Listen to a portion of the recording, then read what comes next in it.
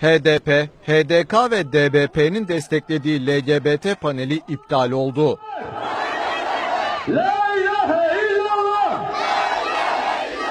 İslami STK'lar ve vatandaşlar panelin düzenlenmesi planlanan Sümer Park'ın yanında bulunan Sümer Camii'nde kılınan öğle namazının ardından istasyon meydanında toplanarak HDK ve DBP'ye tepki gösterdi.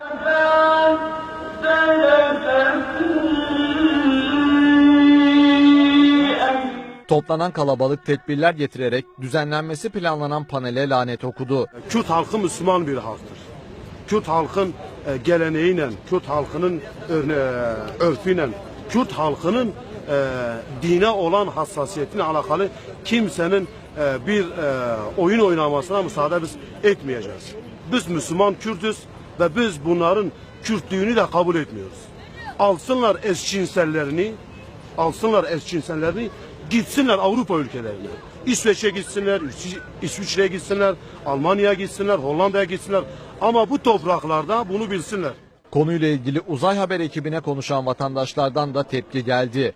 HDP Partisi'nin öncülüğünde yapılacak olan eşcinsellikle alakalı bu toplantılarını kınamak için ve buradan Müslüman Kürt halkının gelenekleriyle, örf ve adetleriyle, namus anlayışlarıyla bağdaşmayan bu tür naletli olan ve Kürt halkını provoke etmeye yönelik olan bu toplantılarını protesto etmek için ve burada tepkimizi en üst düzeyde verebilmek için elimizden ne geliyorsa onun için buraya gelmişiz, burada bulunmaktayız. Ayder Başkanı Ferzende Lale ise tertiplenmesi düşünülen LGBT dediğimiz ve ismini anmaya utandığımız Lut kavminden kalmış olan bir çirkef olayın devamıdır dedi. LGBT dediğimiz, ismini de anmayı utandığımız Lut kavminden kalmış olan bir çirkef olayın devamı olan ve hiç de bu topraklara uymayan ve sahabelerin, peygamberlerin şehri, evliyaların şehri,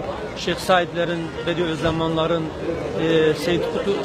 Selahaddin Eyyubilerin torunları olan Kürtlerin memleketinde bu gibi çirkef bir durumun sergilenmesini biz İslami sivil toplum kuruluşları olarak bunu kabullenemedik ve bunu Kürt halkının bir hakkının, bir özgürlüğünün istenmesi olayı olduğunu kabul etmedik ve bundan dolayı biz bir inisiyatif aldık, biz bunu telin ettik. Allah'a şükürler olsun bu eylemleri şimdilik iptal edilmiştir.